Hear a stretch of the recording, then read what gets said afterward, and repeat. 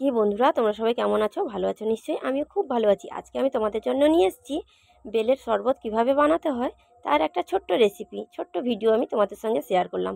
এটা আমাদের বাড়ির গাছেই পেকেছিল। আর গাছের পাকা জিনিসের সম্পূর্ণ টেস্ট আলাদা হয়। আর এটা কোনো কেমিক্যাল ছাড়াই পাকা এই বেলটা। আর এটা কিন্তু খুবই টেস্টি। আর বেল কিন্তু স্বাস্থ্যের পক্ষে খুবই উপকারী, তাই না? তোমরা নিশ্চয়ই জানো। আর জানি সবাই এটা শরবত বানাতে জানো, তার মধ্যে হয়তো কেউ কেউ জানো না, এটা তাদের জন্য। আর বেলের শরবত খেলে সত্যিই খুব উপকার হয় শরীরে। এ দেখো, আমি প্রথমেই ছোট্ট একটা চামচ নিয়ে বেলের ভেতর থেকে সমস্ত শাঁসটা আমি বের করেই নিচ্ছি। আর আমার ভিডিও যদি তোমাদের ভালো লাগে অবশ্যই একটা লাইক কমেন্ট করে যেও।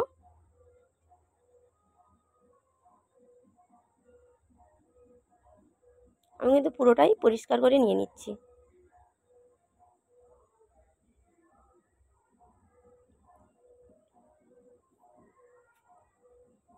এই দেখো, এর মধ্যে আমি কিন্তু বাতাসা দিচ্ছি। এখানে আমি কোনো চিনি ব্যবহার করছি না, কারণ চিনি দিলে অ্যাসিড হয়, কিন্তু বাতাসাতে অ্যাসিড হয় না। সেই জন্য আমি এখানে বাতাসা দিলাম। আর এর মধ্যে আমি সামান্য পরিমাণে লবণ দিলাম। লবণ কিন্তু খুব সামান্যই দিবে, এখানে বেশি লবণের দরকার নেই। আর এর মধ্যে আমি জল দিলাম।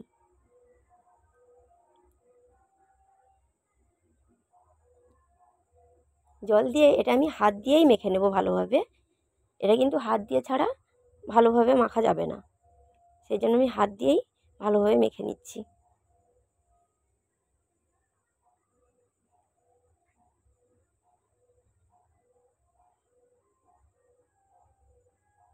আর কার কার আমার মতো বেলের শরবত খেতে ভালো লাগে তারা প্লিজ আমাকে একটা লাইক কমেন্ট করে যেও।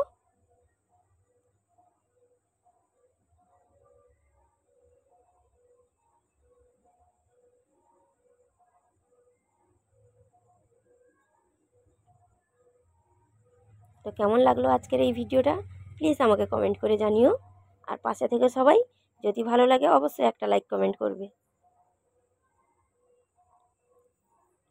দেখো, আমি ভালোভাবেই মেখে নিচ্ছি। হাত ছাড়া কিন্তু এটা ভালোভাবে মাখা সম্ভব নয়। আর তারপরে কিন্তু আমি ছেঁকে নেব, নাহলে কিন্তু খেতে ভালো লাগবে না। ছেঁকে এটা আমি এর মধ্যে থেকে যে বিচিগুলো থাকে সেগুলো আমি ফেলে দেব। ভালোভাবে মেখে নিয়েছি, বাতাসাগুলোও মিলিয়ে গেছে কিন্তু।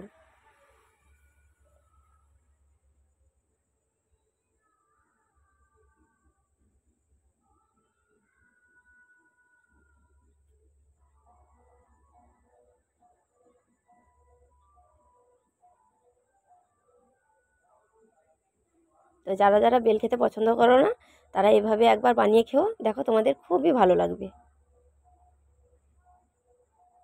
দেখো, আমার পুরো মাখাই হয়ে গেছে। আর তোমরা এর চেয়ে একটু জল বেশিও দিতে পারো, আবার কমও দিতে পারো, তাতে কোনো সমস্যা নেই। তোমরা তোমাদের পরিমাণ মতো দেবে। আর এর মধ্যে আমি অনেকগুলো বরফের টুকরো দিলাম। আর তোমরা প্লিজ কিন্তু একবার বরফ দিয়ে খেও। বরফ দিয়ে খেলে কিন্তু খুবই ভালো লাগে। ঠান্ডা ঠান্ডা বেলের শরবত সবার খুব প্রিয় হয়। একবার এইভাবেই বানিয়ে খেও।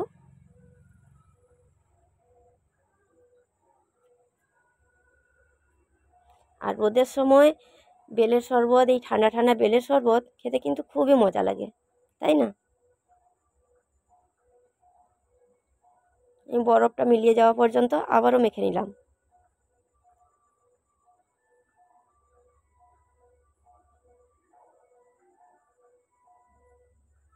এরপর আমি একটা পরিষ্কার নেট নিয়েছি, কিন্তু এটা আমি পরিষ্কার নেট দিয়ে এটা আমি ছেঁকে নিচ্ছি।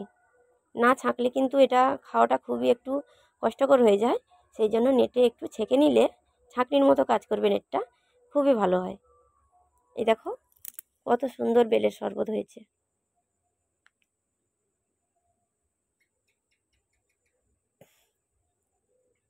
ভালোভাবেই ছেঁকে নিয়েছি।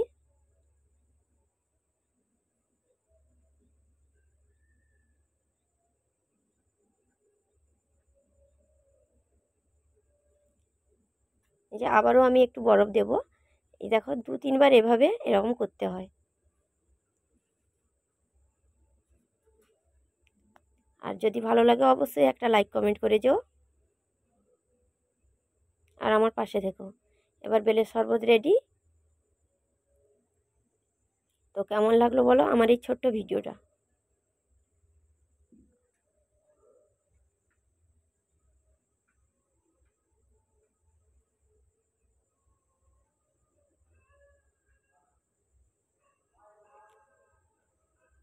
এই যে বেলের শরবত রেডি, আবারও একটু আমি বরফ দিয়ে দিলাম। খেতে তো খুবই মজা লাগে। বেলের শরবত রেডি। টাটা, আজকের মতো সবাই একবার বানিয়ে খেও, খুবই ভালো লাগবে। এটা কিন্তু খুবই মজাদার আর শরীরের পক্ষে খুবই উপকারী। টাটা সবাইকে।